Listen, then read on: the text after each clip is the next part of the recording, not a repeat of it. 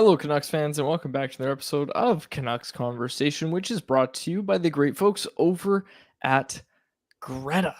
Greta is a great spot for all games, home and away. We'll be there for Canucks Army viewing parties throughout the season, and details on that are coming soon. I'm planning them, folks. They're looking awesome. Just minutes from the arena, come by before and after the game, or whatever event you're downtown for. With weekly drink specials, Greta Bar YVR is the place to be. 50 West Cordova Street is the address. Let the games begin at Greta Bar YVR. My name is David Goudrelia. I'm joined by Harmon Dial, who tomorrow will be on a, 4.5 hour car ride to Penticton in the back seat. Well, are you going to get shotgun? You got to call shotgun now. If you call it now. No, I feel like I can't call shotgun ahead of J-Pat. I just seniority. It also shouldn't take you guys that long. I did it in 3:40 coming up here for Young Stars. So I'll give you $20 if as soon as we see the car you call shotgun on JPAT. Like just yell it. You just yell it. It'll be 8:30 in the morning. I'm not just actually shotgun. gonna claim it. No, you have to claim it too. No. And you anyways. That I'm not doing. I don't mind sitting in the back. I mean, I'm gonna have a lot of space there, so. You are. Originally, we thought Bert might have to come with us. I wasn't sure if I was gonna have to bring Bert, but I'm not bringing Bert, so you're good. You're gonna have a lot of space in the back seat there. It's gonna be good. It's gonna be good. Before we get to today's show, and we've got a packed show, we're gonna recap Young Stars. Dave Hall's gonna join us. I wanted to get to this because it broke minutes before the show. It's obviously a very serious topic, and we wanted to get to it because it does have something to do with Canucks training camp. Dakota Joshua put out a statement through the Canucks. This is what he had to say. This summer, I felt a lump on one of my testicles that doctors would later diagnose as testicular cancer. This news was obviously scary to hear, but thankfully, doctors were able to successfully remove the tumor. The last several weeks have been extremely challenging, and I've been fortunate to have the support of my family, friends, teammates, and doctors. Unfortunately, I will not be ready for the start of training camp as I continue to heal from surgery. I plan on returning to play as soon as possible this season, and I'm working hard every day to rejoin my teammates. Although it was very difficult to face the reality of this specific type of cancer, getting checked by a doctor quickly was the best approach, and I encourage men to get checked regularly for testicular cancer. As I continue with my recovery, I thank everyone in advance for respecting my privacy concerning this matter. The team will provide updates as appropriate. In the meantime, I thank everyone for their support and understanding. So look, we're not going to have a take on this. Cancer's awful. We're wishing nothing but the best for Dakota Joshua, but there you have it. Dakota Joshua will not be in attendance for the start of training camp. And also, like Harmon, we're both young men in this age range. I feel like everybody's had a scare by the time they're our age when you learn about testicular cancer. Get checked, folks. Have the conversations. This is why we do Movember, right? Like, this is why I grew that luxurious mustache that I had last year, is to have these conversations and to feel comfortable talking about this kind of stuff. And again, we all know it really does affect mostly men in our age range between the ages of like 15 and 40, I think it is. It affects us disproportionately. And again, I know a lot of people in that age range listen to this show and watch this show. So please, folks, have these conversations, get checked by a doctor. Don't be afraid to talk about this stuff. Yeah, and the biggest thing is I'm just glad that he had the courage to get checked quickly, get it done proactively, and they were able to successfully remove the tumor, because obviously the quicker you are able to detect it, the more comfortable and the better your recovery is. So I'm just glad that aspect went well.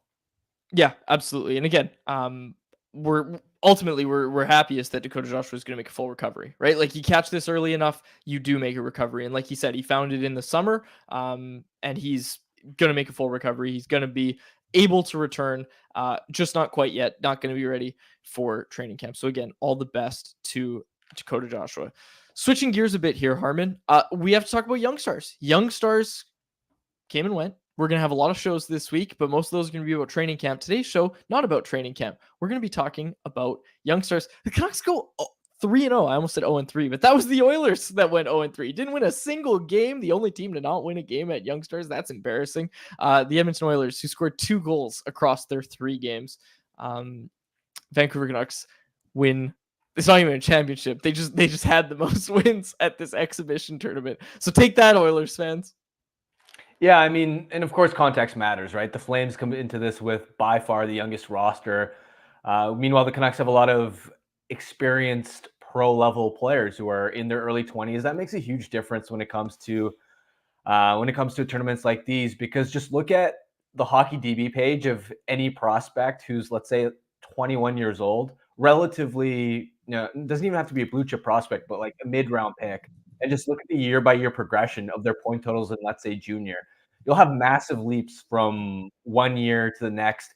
It makes a huge difference. And so, of course, it's great to see the Canucks perform well in a tournament like this. And I think there are a lot of performances that that stood out, and that we have a lot of positive, that we'll have a lot of positive things to say about.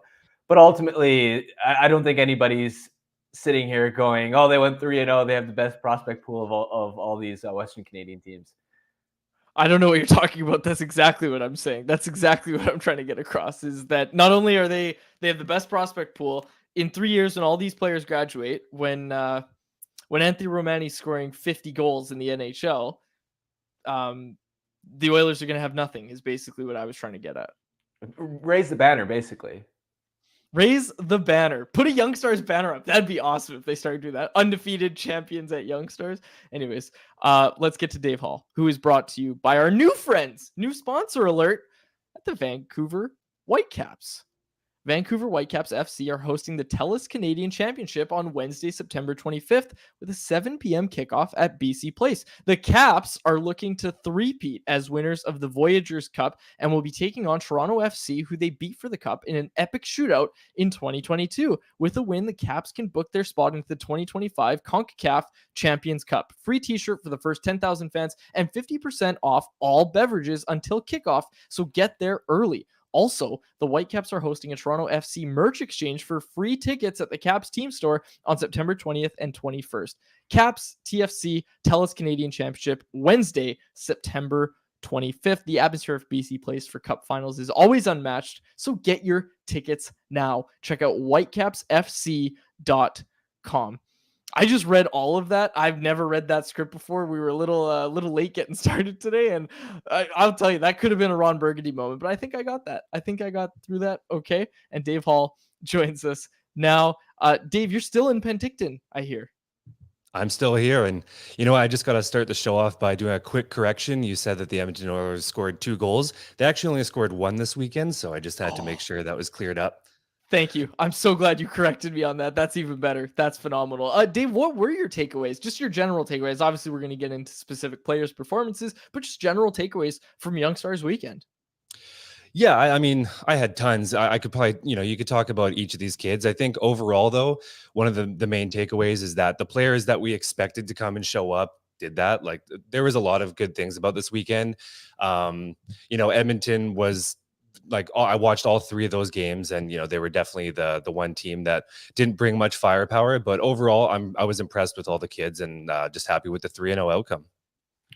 So let's start with the Canucks. From a standouts perspective, whose performance did you really like? Well, I think the easy answer is probably that top trio of Arshdeep Bains, Atu Ratu, and Lekaramaki. Especially that first game, they were just outright dominant. Might be the best performance without actually registering a point, but they were just dominant. But I think in a vacuum throughout the whole weekend, I'm going with Vilmer Ulriksson. He was good on Friday. He was the best player, in my opinion, on Sunday, and he was good again yesterday. So I think just overall, I was extremely impressed. And I'm at this point, I'm not even shocked. Every single time I see this kid live, he just impresses me even more. And we caught up with him a few times this week in media scrums, and he's built like a linebacker. He's 237, 6'6", and it's crazy. He's huge. So yeah, he was definitely my quote unquote standout player for this weekend. I know you've been writing about this. You wrote about this in one of your off-season Blackfish articles, but with Ulriksson specifically, like, what does he need to work on this year? Like, what's holding him back from being an NHL player in your mind? Well, I mean, it's a bit of a cop-out answer, but he's got all the necessary tangibles. He's got the size, he's got the skating, he's got the hands in tight. And we saw it this weekend, and I was happy to see it. But one thing that I noticed last year is I would like him, like, he's huge. I would love to see him utilize that size a little bit more. And again, we saw that this weekend. So, that's probably a natural progression of having 1 year under his belt in North America and just kind of understanding what needs to be done. That's one thing. Another thing that we saw last year was he was actually healthy scratched mid-season, and that was primarily, I was talking to some people close to the team, and there was a bit of concern just of his mid-season attitude towards his games. Over in Sweden, he was used to playing a lot less games. So, it is a transition all of a sudden playing, 60 plus games in a season. So I think mid-year there was a little bit of, I had to get a bit of a recheck there. So that's another thing that could use, but all in all, it's more just about taking all the awesome hard skill that he has and just putting it all into one game and utilizing all those skills.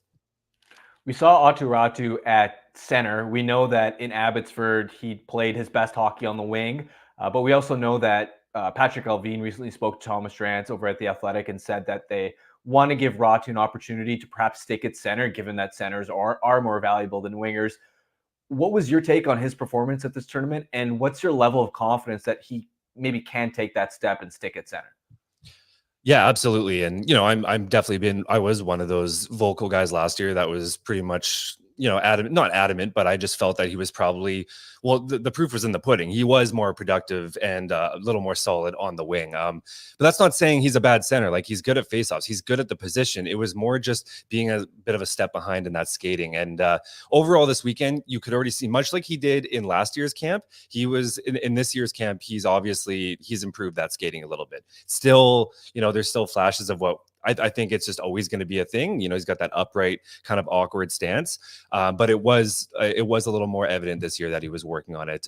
But he was, in my opinion, as much as I thought Vilmer was the all-around standout, I thought he was the first game Friday. I thought he was probably the best player on the ice. His vision is just second to none. He was like Aramaki could have had 8 goals and he would have assisted on all of them. The same goes with Arshdeep Bains. So, he was definitely rolling. And in terms of going forward, I think the best thing that could have happened to him is having Manny Malhotra come in. I just think, if you're trying to work on developing that center game, there's not many people out there that's, better fit for the job of tailoring those skills. So I think overall, the addition of Manny Malhotra, and even speaking to him this week, like, it sounds like he's quite aware of that too. And I think the two together is just going to work wonders together. So I'm definitely thinking this might be the year where he's getting that opportunity at center.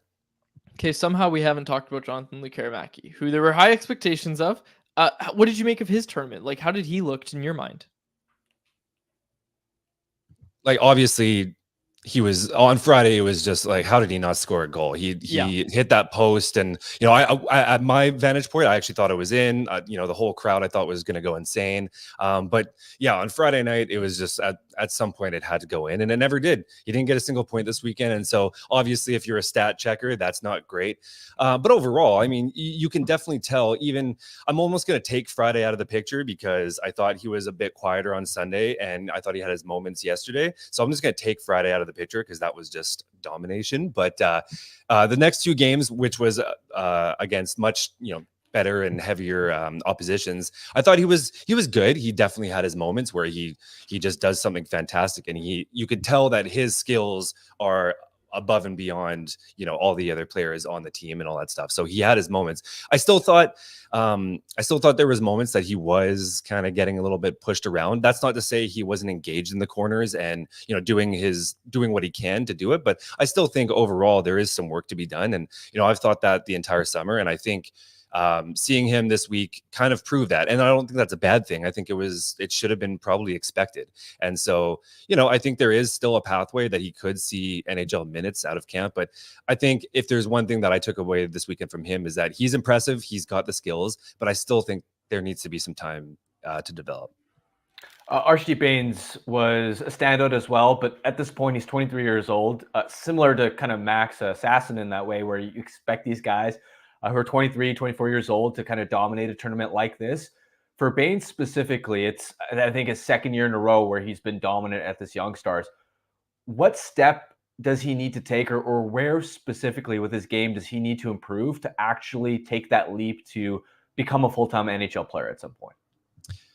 Yeah, it's a little difficult because you see him in the AHL last year, and he's just like he's got another step. He's fast, he's physical, his vision is crazy. He's finding people, and he also just has that ability. And we saw it this week as well, this weekend, that he has that ability to elevate his line mates around him. When there was a player that was having a slump last year, stick him with Arshdeep, and he probably had a good game and started a confidence run. So at that AHL level, he's got it, and you can see it this weekend.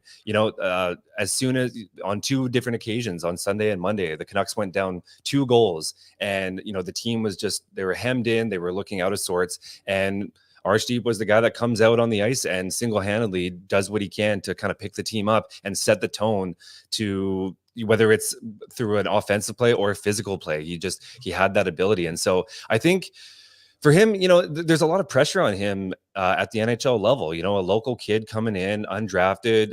There's a lot of pressure heading in on them. So who knows? That could have weighed on him a bit. And I don't know. For me, I've been, when I look at his trajectory over almost every single level that he's played at, he comes in, he's okay. But he takes that experience and works on it through the summer, and he takes that firsthand experience and kind of comes back guns a-blazing. So it's remains to be seen if he's going to do that this year. But I think we could give him the benefit of the doubt that he probably took his firsthand experience last year and worked on whatever needed to be worked on in the summer and take it to this year. So we'll see how it goes. I think he's definitely still has a shot to be that at least 13th forward. So we'll see how it goes. Dave, walk me through Nikita Tolopillo's season last year. Not his tournament. Like, I know he had the shutout in the first game and he was fine, I guess, in the final game. This is a prospect that I know the Canucks are very high on. I'm very high on him as well. Walk me through his season last year and his expectations going into this season. I think expectations should be fairly high, to be honest. Like, I know Yuri Patera comes in and might be quote unquote starter. I mean, in the AHL, it's hard to like peg a starter with the kind of back-to-back schedule it is. But, I personally think Tolopilo is going to be the starter. He came in last year, even at Young Stars. His first game that we saw him in a Canucks jersey at Young Stars, we're like, whoa, okay, he might be the real deal. First game that he starts in Abbotsford, I don't know if it was, I can't remember if it was a shutout against Laval or if he just played really, really well, but it was right off the bat in Laval. He looked fantastic and he pretty much just caught all of our eyes right away. And throughout the year, you just kind of almost expected him to falter off and, just kind of eventually just give up some bad goals, but he's just so cool, calm, and collected. I overuse that sentiment with him, but it's just it's how you have to describe his game. He just never looks like he's shooken up in there. And there were times in Steelaw's games last year where I thought he looked a little out of sorts in the net sometimes. Like he would get a little scrambly, whether it was a rebound control or obviously we know about the shots from long distance. Tolopilo never really had that. He just never seems to really, falter from his game, and he's just smooth out there. And so, I mean, it's no secret. Many people have said that at times last year, we thought that Tolopilo was probably the better of the two goalies for small stretches. So, I think sky's the limit for him this year. I think he's going to get a lot of games, even with Patera there. I fully see him being as one of the, the main focal points of the net. So that's my expectation. On the blue line, the combinations are kind of thrown out of whack a little bit because Cole McWard wasn't available because of injury. And so they sort of had an abundance of left shot defenders. We saw Kudratsev playing the offside, DPD feature prominently. What did you make of those two specifically? Yeah, fantastic. They were clearly above above the rest. They were so good. I mean, DPD specifically, he comes in as advertised 30 seconds into his first shift in a Canucks Young Stars, and he throws a massive hit at the blue line. Like we all just kind of looked at each other and just started laughing like, oh, there he is. And from the rest of the game, for the rest of the tournament, even in practice, he's just constantly looking for that next victim. So, he's that's all he does. He's just looking to inflict pain, and he's strong like that, and he's got a good transition game, and he can skate well. So I was super impressed with him. I have been since I started covering him, and I just sky's the limit with him. I think he's definitely got potential to play NHL games. Now, in terms of Kirill Kudryavtsev, he's just like Elias Pettersson. I was expecting quite a bit from him, and he delivered. He's so smooth. He's got such a great active stick, breaking up either rushes or in the defensive play.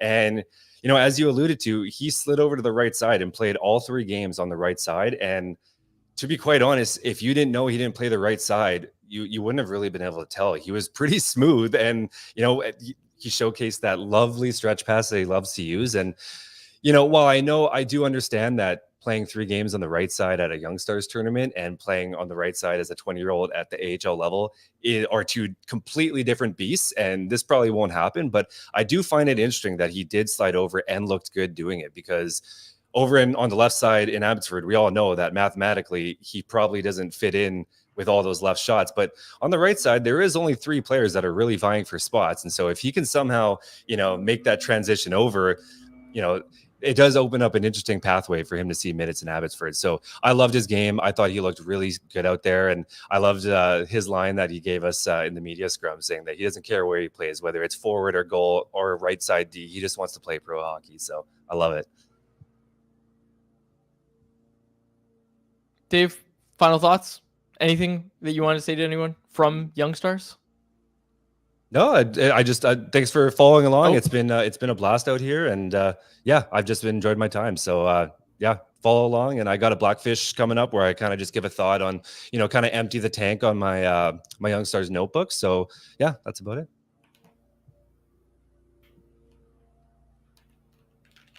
Right on. Dave, good stuff as always. Thanks so much for joining us. Much appreciated, and we will chat with you soon. Boys. There he is, Dave Hall, who's brought to you by our new friends over at the Vancouver Whitecaps.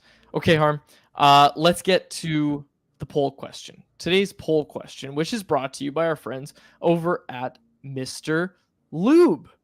Our poll question, I asked about Jonathan Lekaramaki, who people just got a front row seat at seeing during Young Stars. Hold on, where's the poll question? There it is. Okay. When will Jonathan Lekaramaki make his NHL debut? Opening night, before February 1st, after February 1st, or spends the entire year in the AHL were the options. Right now, 34.8% of voters say before February 1st, 27.4% say after February 1st, and 26.6% say he spends the year in the AHL, just 11.2% saying that he makes the opening night roster. What are your thoughts here? I think the Canucks are so deep on the wings where, and especially now that they have ambitions of not just being a playoff team, but being a Stanley Cup contender, that it's not as easy to integrate young players that are going to have a learning curve as it was in, let's say, years past, where they were rebuilding and developing young talent was a priority.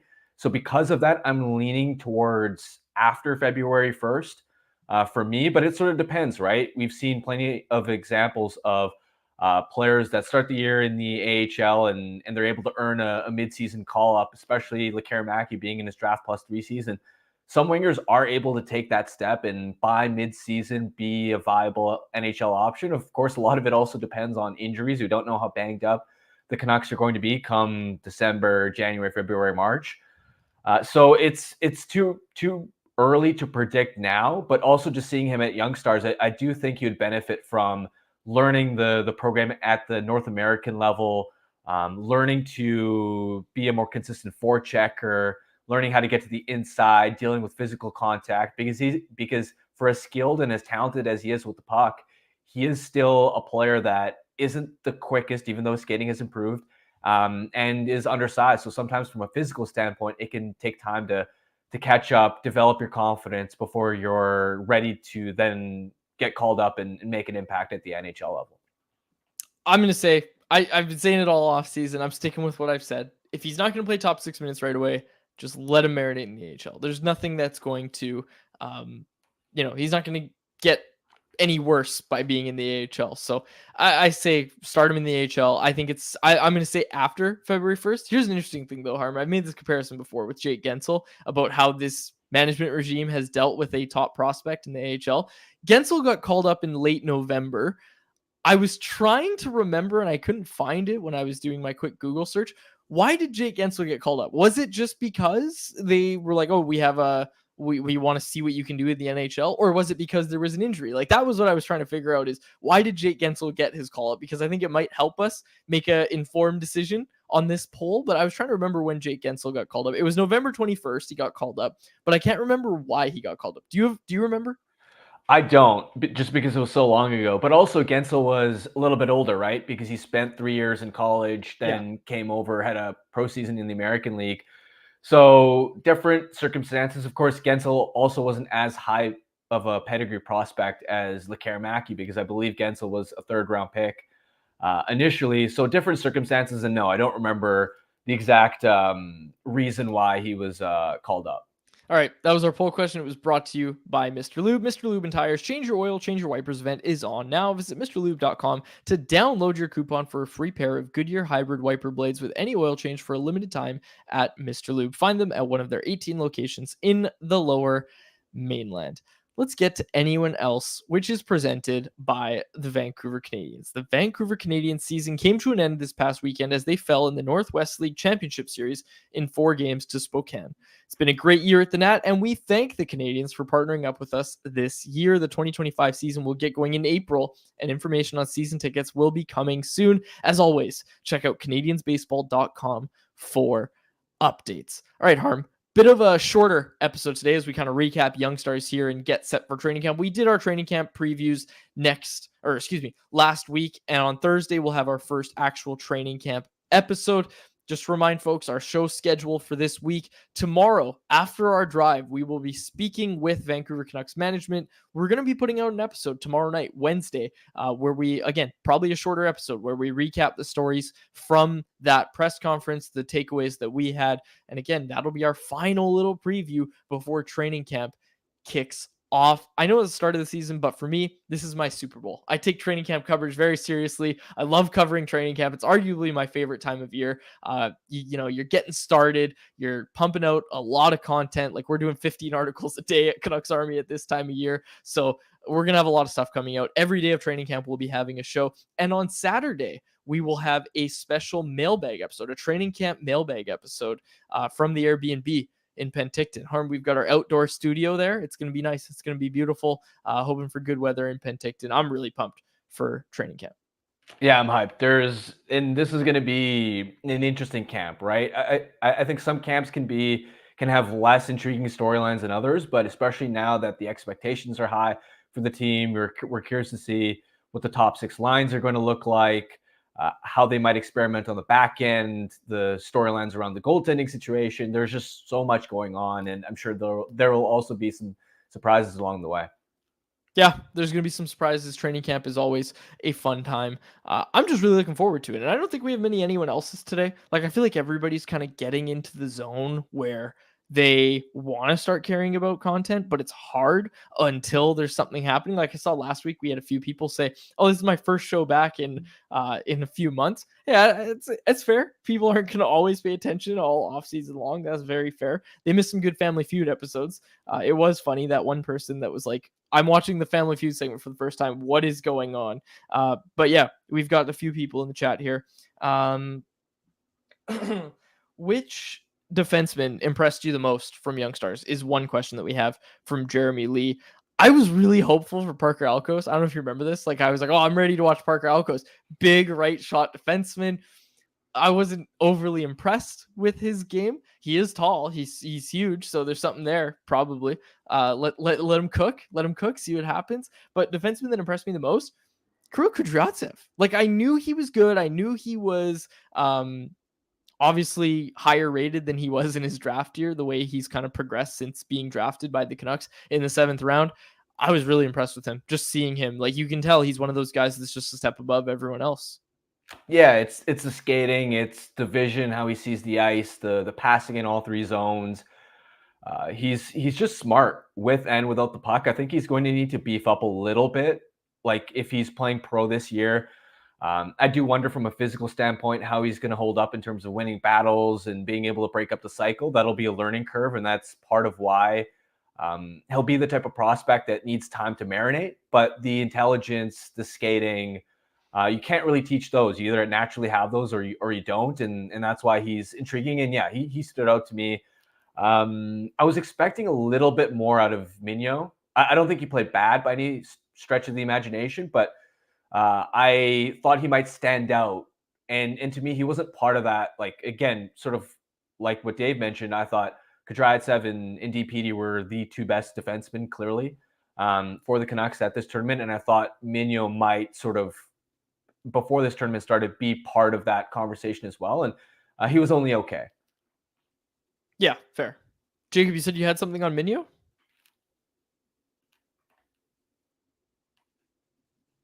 Maybe not. That's all right. No, there we Sorry. go. There we go. I got it fixed. Yeah. So when Dave and I were down there with Sawyer after one of his scrums, he mentioned that he had the flu all week. So he actually missed the first game because of the flu, and then he came back and played those last two. So yeah, he didn't look great, but I think he was battling through it, really trying to get back into game shape. So, Dave and I were chatting about it when we saw it, and he said, yeah, you know what, I was a little disappointed with Sawyer, but knowing what he went through and battling just to get into those last two games, I think there's still definitely a lot of upside and curiosity to see what he's got for him or for his season coming up. Good stuff. Good context there. I like that. Ulrichsen was a pleasant surprise for Jax. I also noticed Hilmer Ulrichsen. I like that Dave gave him some love because Harm, 6'6". He's on my radar. I did like what I saw from Vilmer Eriksson. DPD, Elias Pettersson getting some love in the chat here. He's going to wear E. Pettersson on his name bar for some reason. I don't know if that was necessary, but he's going to. He's going to have E. Pettersson on his name bar. And also, we're told now it's pronounced Elias Pettersson. Where did that come from? Did he just show up to Youngster and like, look, man, we got to figure something out. You're Elias now. Like, I'm pretty sure we were pretty defiantly told, no, it's Elias Pettersson. It's pronounced the exact same way. And now all of a sudden he's going by Elias. What's going on? Blink twice if you need us to pronounce your name differently, Elias. Yeah, I'm thinking back to that draft and being there. Were you there in person? Because again, my memory is not the best, but I thought it was pronounced the same way. All I've heard was it's the same. And now all of a sudden he shows up like he's like, no, it's Elias now. I'm really happy to go by Elias. That's what everyone calls me. That's my name, Elias Pettersson. No, it's not. I think there's something fishy going on here. I don't know if there was a sit down and it was just a look, man, you're gonna have to change your name. Maybe it was Pettersson. Maybe it was Elias Pettersson that said, hey, there's only one Elias Pettersson in this locker room. Yeah, speaking to also expand on the Ulrichsen part. I love that Dave pointed him out as a standout because I think relative to expectations, right? That's the key qualifier. He impressed me the most, right? Ulrichsen with how physically imposing he was. He had a couple of pretty notable open ice hits, especially during the game on Sunday, I believe it was. He was disruptive. There was a play in the Flames game where he just used his length and reach to disrupt a Flames offense's own possession and help the Canucks create that change of possession. And also just the hands and the offensive skill around the net. The goal that he had against Winnipeg was a beauty. I think he's a little bit raw when it comes to his wall work, right? There were a couple of sequences where pucks sort of rimmed around and he wasn't able to get it out, but that's what you expect from a young prospect. Those are some of the habits that they have to work on as they become older, more mature, and when they need to make that step to high-level pro hockey. But Ulrichsen, for sure, just the physical package. I thought he played a lot more assertively than I've seen him in the past. And his skating was, I think in the past, I remember it being a little bit clunky, whereas now he actually seemed to keep up pretty well pace-wise. What I was trying to get at before I got sidetracked with my little tangent about naming, Elias Pettersson, DPD, getting some love from the chat here. I did like what I saw from Elias Pettersson, and I'm looking at just training camp battles, and Tyson and I were chatting about this. Tyson Cole, or obviously at Canucks Army, we were chatting about like, who do you really want to see at training camp? And like one name I came up with, obviously Elias Pettersson, but also just in brackets, Elias Pettersson as well. Like, this is a guy that, again, was taken in the third round. He's progressed well. He got a little cup of coffee in the AHL last year. How does he look with the pro game? And your colleague, Thomas Drance, did a one-on-one with Patrick Alvin over at The Athletic. Really good read. Go buy an Athletic subscription.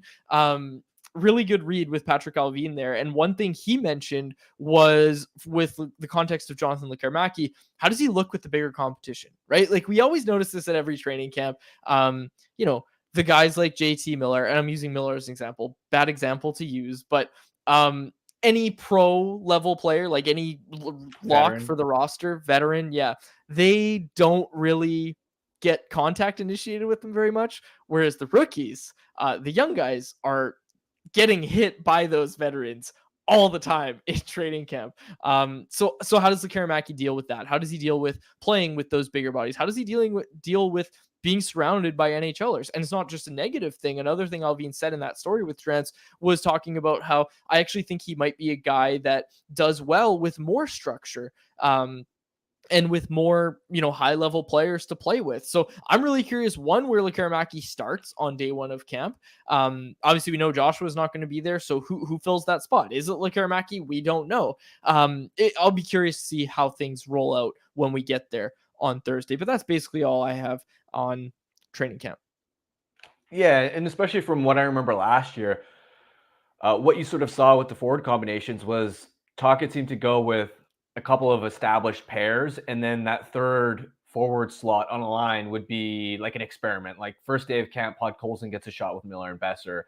Höglander got a shot pretty high up the lineup from what I remember. And so Baines got an opportunity, a pretty prominent look. So it's like, which of those young forwards are going to get the prominent looks in enviable spots, right? I'm sure guys like Ratu, Baines, Lekarmaki are all going to be chomping at the bit for an opportunity like that. All right, let's. Do you have anything else that you wanted to get to before we get to the Bet365 bet of the day to close it out? No, just again, quick shout out to Max Sasson. I know, again, he's 24 years old, so he should be dominating the Young Stars tournament. But just seeing how direct of a game he plays, tenacious, straight line, speed, driving the net, the energy. It was the type of performance you want to see from him. And there's another guy that I'm excited to see what he can do in training camp and preseason. Did you realize before Young Stars that Aatu Ratu's still only 21 years old? Like, I didn't really realize that, to be honest with you. I thought, yeah, it's easy to feel that way because he was hyped up when he was like 16, 17 years old as, oh, this guy could be a contender for number one overall. And then obviously his draft year, his stock fell a ton. But I think it's just because his name's always been around that you assume, and because he's played in the AHL for quite a while, that you think maybe he's a little bit older. But yeah, he's still 21 years old, which compared to like an Archie Baines, he's still got a bit of developmental rope to go. Although from what I recall, I mean, he's fine this season, but the year after, he'll require waivers to be sent down. So he's good for this season, but the year after is going to be the campaign where we're all looking at and going, all right, he's got to be ready to take the next step if he's going to be an NHL player.